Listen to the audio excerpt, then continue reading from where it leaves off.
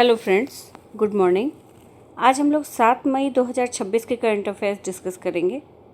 आज के सेट में टोटल 5 टॉपिक्स हैं, जिसमें पहला टॉपिक जो है वो भारत और जापान के बीच हुए स्वास्थ्य क्षेत्र में सहयोग से संबंधित है। तो भारत और जापान के बीच स्वास्थ्य क्षेत्र में सहयोग को मजबूत करने के उद्देश्य से नई दिल्ली में एक महत्वपूर्ण बैठक आयोजित की गई है। इस बैठक में दोनों देशों ने स्वास्थ्य सेवाओं, चिकित्सा तकनीक और सार्वजनिक स्वास्थ्य प्रणालियों से जुड़े विभिन्न पहलुओं पर चर्चा की। भारत और जापान के बीच जो संबंध है वो विशेष रणनीतिक और वैश्विक साझेदारी के रूप में जाने जाते हैं और दोनों देशों के बीच आर्थिक सुरक्षा और सांस्कृतिक क्षेत्रों में लंबे समय से सहयोग जारी है। तो भारत और जापान के बीच आर्थिक सुरक्षा और सांस्कृतिक क्षेत्र में तो संबंध बने ही हुए थे और अब स्वास्थ्य क्षेत्र को भी मजबूत करने के लिए दोनों देश अपनी तत्परता दिखा रहे हैं और दोनों देश के बीच एक महत्वपूर्ण बैठक आयोजित की गई है। भारत और जापान के बीच स्वास्थ्य सहयोग में अस्पताल प्रबंधन, डिजिटल हेल्थ, टेलीमेडिसिन, फार्मास्यूटिकल्स और चिकित्सा प्रशिक्षण जैसे क्षेत्र शामिल हैं।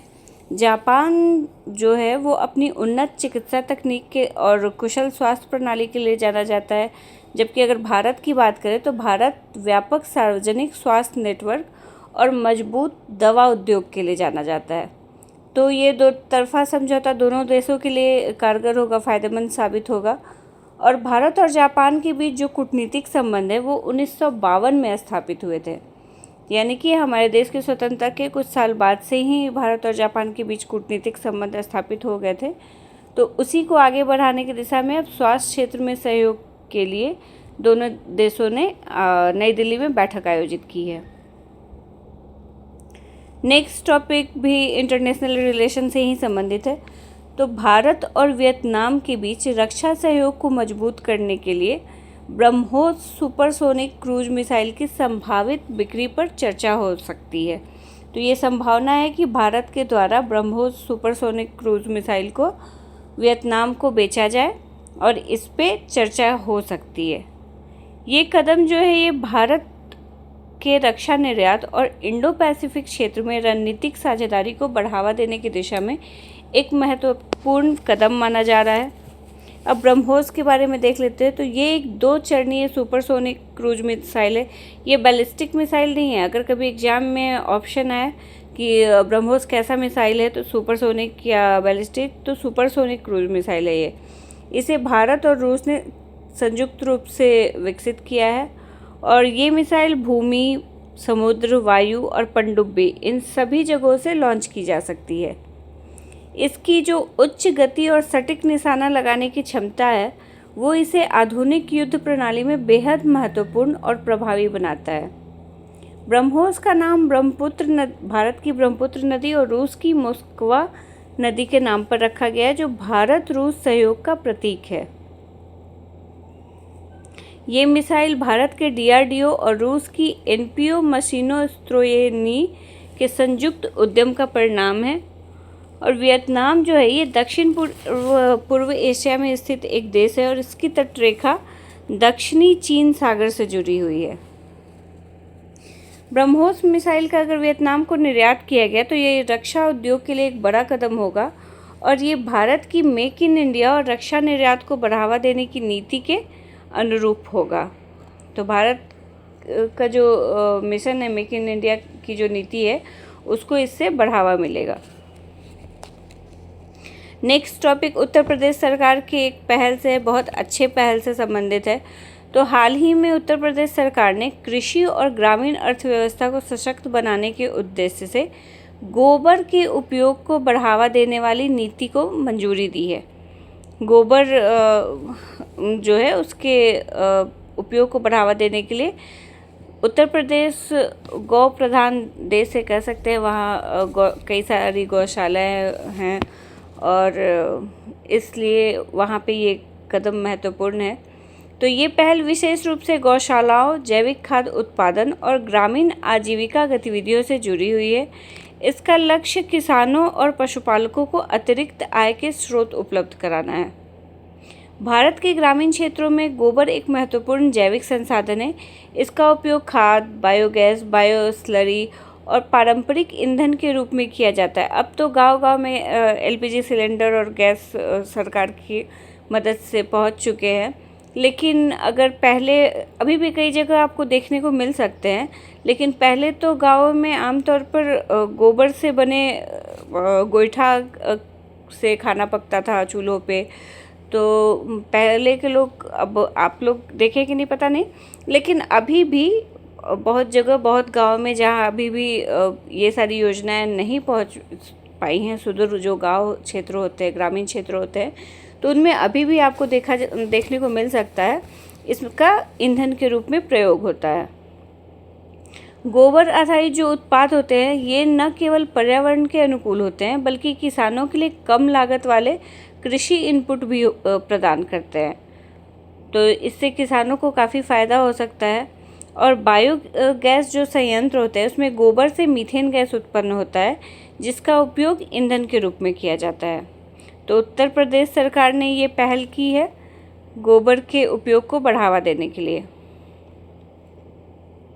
नेक्स्ट टॉपिक सुप्रीम कोर्ट के न्यायाधीशों की संख्या से संबंधित है।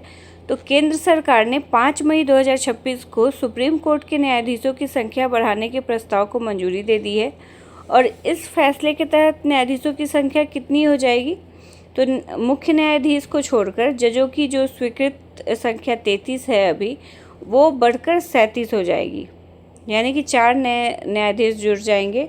और अगर मुख्य न्यायाधीश को शामिल किया जाए तो सुप्रीम कोर्ट के कुल न्यायाधीशों की संख्या 34 से बढ़कर 38 हो जाएगी। तो 4 नए न्यायाधीशों की नियुक्ति के लिए, संख्या बढ़ाने के लिए केंद्र सरकार ने प्रस्ताव को मंजूरी दे दी है। अब सुप्रीम कोर्ट के न्यायाधीशों की संख्या जो है वो the supreme court number of जजेस एक्ट 1956 के तहत निर्धारित की जाती है। और जो प्रस्तावित वृद्धि को लागू करने के लिए संसद में बात चल रही है, उसमें the supreme court number of जजेस अमेंडमेंट बिल 2026 पेश किया गया है। तो अगर क्वेश्चन आए कि न्यायाधीशों की संख्या बढ़ाने के लिए कौन सा बिल पेश किया गया है, तो the supreme court number of जजेस अमेंडमेंट बिल 2026। भारतीय संविधान के किस अनुच्छेद में सुप्रीम कोर्ट की स्थापना है, ये सबका वर्णन है।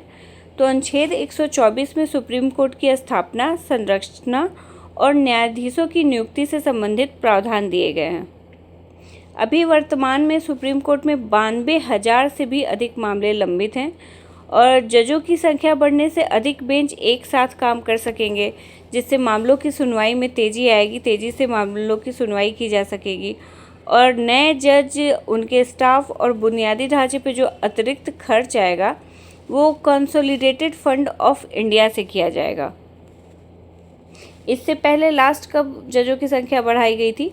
तो 2019 में। 2019 में सुप्रीम कोर्ट के जजों की संख्या को 30 से बढ़ाकर 33 कर दी गई थी। और अब 2026 में फिर से इस बढ़ोतरी के लिए बिल को मंजूरी दे दी गई है। सुप्रीम कोर्ट की स्थापना कब हुई थी पता है आप लोग को? 26 जनवरी 1950। 26 जनवरी 1950 को भारत के सुप्रीम कोर्ट की स्थापना हुई थी। नेक्स्ट और लास्ट टॉपिक है प्रवासन कॉरिडोर से संबंधित। तो साल 2024 में भारत एक बार फिर दुनिया के सबसे बड़े प्रवासन कॉरिडोर में शामिल हो गया है, जहां विदेशों में काम कर रहे भारतीयों द्वारा भेजी गई धनराशि यानी कि रेमिटेंस 134 अरब डॉलर तक पहुंच गई है। प्रवासन कॉरिडोर क्या होता है? तो प्रवासन कॉरिडोर उन मार्गों को कहा जाता है जिनके माध्यम से लोग एक देश से दूसरे देश में काम या अन्य उद्देश्यों के लिए जाते हैं। और भारत के प्रमुख प्रवासन कॉरिडोर कौन कौन से हैं, कहाँ भारत के लोग मेनली जाते हैं काम करने के लिए या अन्य उद्देश्य से? तो खाड़ी देश, उत्तरी अमेरिका, यूरोप और एशिया के कई सारे क्षेत्रों में भारत के लोग जाते हैं, तो व्यवसाय के लिए या जॉब के खोज में।